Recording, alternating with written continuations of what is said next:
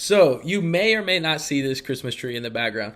Don't judge me, okay? I really enjoy Christmas. It's a huge deal for me and my family. And yes, we're going to decorate this tree. Yes, I know it's early. Yes, I know Thanksgiving isn't even here yet. Yes, I know all these things. But this is something I really like to do. And this is leading me to my point of the Jesus said today, which is don't judge. Good morning and welcome to the 755 Live. For about 5 minutes, you'll hear all about easy to remember soundbite versions of what Jesus said. The point? To help you experience life to the fullest the Jesus way. Today's Jesus said comes from Matthew chapter 7, verses 1 through 5. So starting in verse 1, it says, "Do not judge, so that you will not be judged. For the standard you judge, you will be judged. And the measure you use will be the measure you receive. Why do you see the speck in your brother's eye, but fail to see the beam of wood in your own? Or how can you say to your brother, 'Let me remove that speck from your eye,' while there is a whole beam in your own? You hypocrite, first remove the beam from your own eye, and then you can see clearly to remove the speck from your brother's eye." Wow. This is kind of like being a little kid. Oh man, I know you are, but what am I? I know you got all these things going on.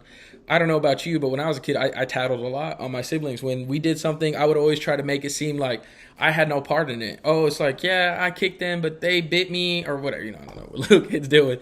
But it was always something crazy that I was always trying to like pass the blame. It's like, oh yeah, I might have done this, but they did this.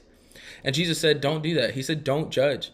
I think it's easy. It's easy for us to have that mindset of judgment where we just think about somebody. It's like, ugh, that guy. But God said, don't be like that. We're not meant to be that way. We're not supposed to be like those people in Luke 18 where they say, thank God I'm not like that sinner. Instead, we think of Romans 14:4. It says, "Who are you to pass judgment on another servant? Before his own master he stands or fall, and he will stand, for the Lord is able to make him stand." This is saying, who are you to say that somebody has failed? Who are you to say that they deserve judgment? Who are you able to say all these things? Everybody who is a servant of somebody else, their master is the one who's going to judge them. I think about it, I'm sure there's a song for it. I know there is, but it's like, only God can judge me. And while, some people say that probably way out of context and, to justify their own wrongs and things like that, there's some truth to it that really only God has the righteousness, has the honor and the worthiness to judge anybody. So really, we aren't the referee. God didn't put us here to be referees, to be out there correcting people, trying to tell them right from wrong. Instead, we're supposed to be the guy on the sideline, like the water boy, handing out water, leading people who are thirsty to something that's going to help them, overcoming evil with good. In 1 Corinthians chapter 10, verse 24, it says, "Do not seek your own good, but the good of another person." Don't think of yourself real highly. Don't think of yourself as, oh, well, I got my own things I deal with, but this person, no, don't think of that. Instead, think, how can I help this person? Because judgment isn't helpful. It's only hurtful. I have a friend of mine that we go on and on, I think it's just the way we kind of go back and forth a lot of the time. But, I'll point out things that are obvious that they might be doing wrong. And, they point out things, but it's like, it's kind of an accountability, but then it's also like, like a smidgen of truth. And there'll always be that thing of, oh man, don't be trying to pick this little speck out of my eye.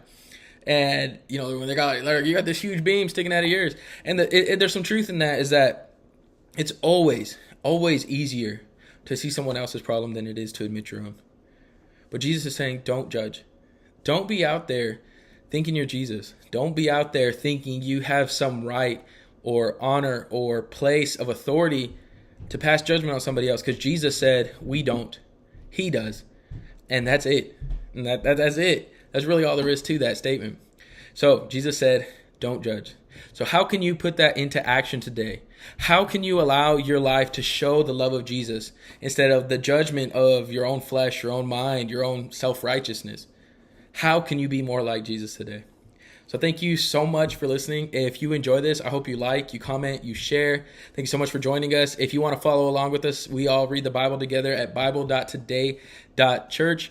I really hope this time together has blessed you, that it's helped you to live life to the fullest, the Jesus way. And remember to follow Jesus today. And we always end everything by saying together, love first. Thank you so much, guys.